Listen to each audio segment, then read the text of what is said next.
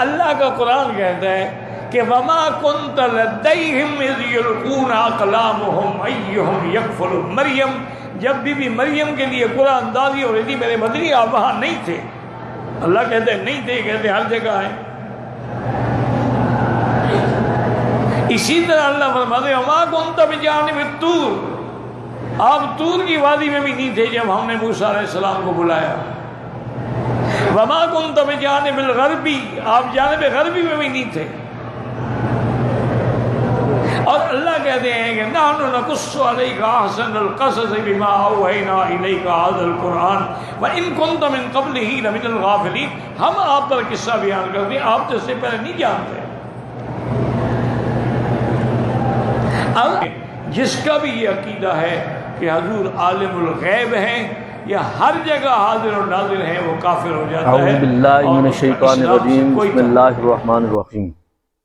مولوی مکی کی جہالت بری گفتگو آپ لوگوں نے سماعت فرما لی۔ مولوی مکی صاحب نے بہت بڑا فتویٰ دیا ہے اور کہا ہے کہ جو حاضر و ناظر کا عقیدہ رکھتا ہے وہ کافر ہے، مشرک ہے، اور اس نے بڑا شدید قسم کا یہ فتویٰ دیا ہے۔ اور اس نے کچھ قرآن پاک کی آیت کوٹ کی ہیں، ان ساری آیتوں کا جواب میں اسے ایک کتاب سے دیتا ہوں، ٹھیک ہے؟ پھر اس کے بعد انہی کی کتاب سے جواب دیتا ہوں۔ ان کے پاس میں کب سے ان کو لتاڑ رہا ہوں، ان میں یہ ہمت نہیں ہے کہ ان چیزوں کا رد کر کے یہ جواب دے دے، ہمت ان کے اندر نہیں ہے۔ اب دیکھیں، اس نے جو کہا کہ رسول پاک صلی اللہ علیہ وسلم اس وقت موجود نہیں تھے جو قرآن پاک کی آیتیں پڑھ کر کوٹ کر کے اس سے استدلال کیا، جبکہ استدلال ہی غلط ہے۔ میں حیران ہوتا ہوں کہ ان کو مفتی بناتا کون ہے، ان کو شیخ الحدیث بناتا کون؟ اتنے اتنے بڑے القابات ان کو دیے جاتے ہیں اور کون ان کو دیتا ہے، جبکہ استدلال ہی غلط ہے۔ دیکھیں، جسم کے ساتھ وہاں پر موجود نہ ہونا، اس سے یہ لازم تو نہیں آتا کہ روحانی طور پر بھی آپ وہاں پر موجود نہیں تھے۔ اگر ہم اس کا روحانی طور پر بھی انکار کر دیں تو اس میں بہت ساری آیات، بہت ساری احادیث سے کا انکار لازم آتا ہے۔ اب دیکھیں، میں آپ کے سامنے پیش کرتا ہوں جو آیتیں ہیں ان کا ایک ہی جواب تفسیر ساوی سے۔ سورہ قصص بجانب الطور، اس آیت کے ضمن میں لکھا ہے وَهَذَا بِالنَّظْرِ إِلَى الْعَالِمِ الْجِسْمَانِي لِإِقَامَةِ الْحُجَّةِ عَلَى الْخَصْمِ وَأَمَّا بِالنَّظْرِ إِلَى الْعَالَمِ الرُّوحَانِيِّ فَهُوَ حَاضِرُ رِسَالَةِ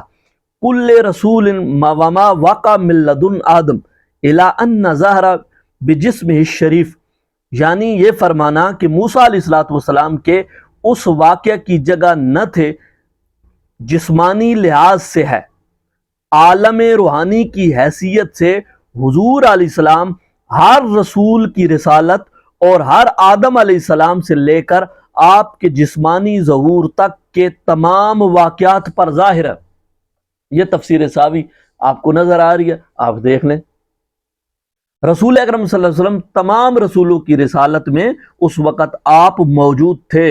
اور یہ فرمانا کہ آپ جسمانی وہاں پر موجود نہیں تھے تو یہ جسمانی لحاظ سے، عالم روحانی لحاظ سے نہیں ہے۔ تو آپ کی تو بات ہی ختم ہو گئی، آپ کا تو مسئلہ ہی ختم ہو گیا جناب والا۔ اب آپ کیا کریں گے؟ تفسیر ساوی پر آپ حکم لگائیں گے؟ چلو، یہاں سے نہیں ہے تو میں آپ کو جناب والا آگے بتا دیتا ہوں۔ آگے چلیے، اس میں ہم وضاحت کر دیتے ہیں کہ آپ کے مولوی رشید احمد گنگوئی امداد السلوک صفحہ نمبر 10 میں یہ آپ کو نظر آ رہی ہے۔ آپ دیکھیں کہ امداد السلوک میں کہتے ہیں ہم مرید بیقین داند کہ روح شیخ مقید بیک مکان نیست، پس ہر جا کے مرید باشد قریب یا بعید اگرچہ از شیخ دور است، اما روحانیت او دور نیست، چون این امر محکم دار ہر وقت شیخ راہیان دارو ربط قلب پیدا آید، ہر دم مستفید بود شیخ را بقلب حاضر آوردہ بلسان حال سوال کند، البتہ روح شیخ باذن اللہ تعالی القا خواہد کرد، مگر ربط تام شرط است و بسبب ربط قلب شیخ را لسان قلب ناطق می شود، بسوی حق تعالی را می شود و حق تعالی را محدث می کند، مرید یہ بھی یقین سے جانے کہ شیخ کی روح ایک جگہ سے قید نہیں،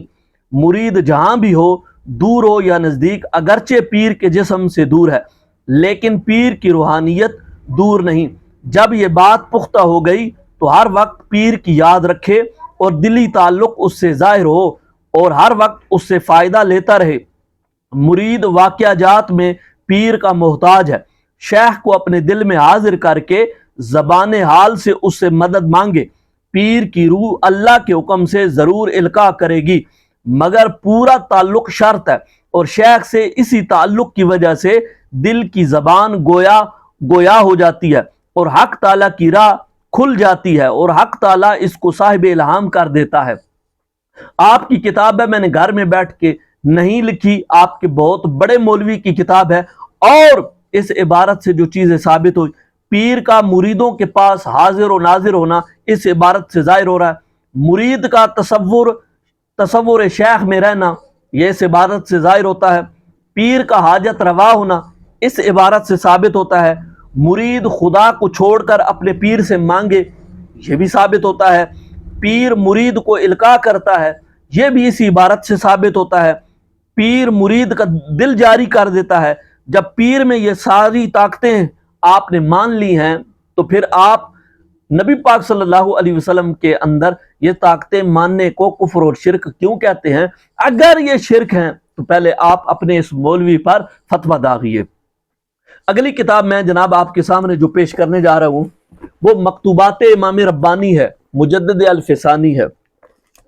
مکتوبات امام ربانی،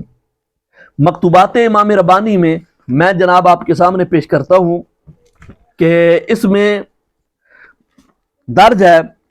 کہ ہرگاہ جنیاں را با تقدیر اللہ سبحانہ این قدرت بود کہ متشکل با اشکال گشتہ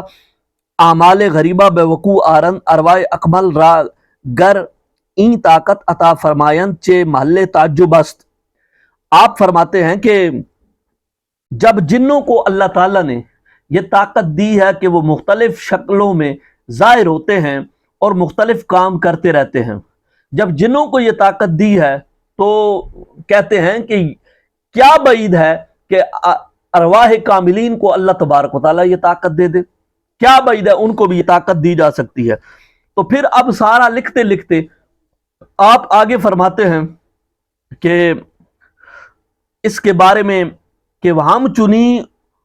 عزیز مکہ مثلاً در ہندوستان تو وطن دارن، یہاں سے آگے پھر لکھتے ہیں کہ ایک عزیز تھا، وہ وطن میں، اس کا وطن ہندوستان میں تھا، لیکن جو مکہ شریف جاتے تھے حرم شریف میں، وہاں پر وہ جب واپس آتے تھے تو وہ کہتے تھے کہ ہم نے عزیز کو حرم پاک میں دیکھا، وہاں ہم نے اس سے یہ باتیں کی تھی۔ اب جو روم میں گئے ہوئے تھے وہ روم میں جب واپس آتے تو وہ کہتے ہیں عزیز کو ہم نے روم میں دیکھا اور ہم نے اس سے یہ باتیں کی ہیں۔ تو اس طریقے سے عزیز جو ہے وہ مختلف شکلوں میں مختلف جگہوں پر اس کی صورتیں وہاں پر موجود ہوتی اور وہ بندوں سے ملتا اور کلام بھی ہوتا۔ یہ میں نے نہیں کہا بلکہ یہ جناب والا کتاب ہے، اور یہ کتاب مکتوبات امام ربانی میں موجود ہے، یہ جناب والا ہم نے لکھا ہے۔ اور دوسرا اس کے اندر میں اگر آپ کو دکھاؤں تو تحذیر الناس مولوی قاسم نانوتوی بانی مدرسہ دیوبند النبی اولا بالمومنین من انفسہم کو بعد لحاظ صلہ من انفس کے دیکھیں تو یہ بات ثابت ہوتی ہے کہ رسول اللہ کو اپنی امت کے ساتھ وہ قرب ہے کہ ان کی جانوں کو بھی ان کے ساتھ حاصل نہیں، کیونکہ اولا بمعنی اقرب ہے۔ اب مومن دیکھیے کہاں کہاں موجود ہیں، اولا بمعنی اقرب لکھا کہ جانوں سے بھی زیادہ قریب ہے نبی پاک صلی اللہ علیہ وسلم، تو اب ہر مومن کی جان کے زیادہ بھی قریب ہے، یہاں سے بھی حاضر و ناظر کا معنی پیدا ہوتا ہے۔ تو قبلہ آپ پہلے پنجابی کہندے کہ اپنی منجی تھلے ڈنگورا پھرو، پہلے آپ تکو کہ جناب والا تسی کتھے جا رہے ہو، انہاں چیزاں پہلے غور کرو تے پھر دوجیاں تے فتویٰ لاؤ، ان تے بھی کوئی فتویٰ لا کے اسامی کوئی دکھاؤ، اسامی کوئی دا جواب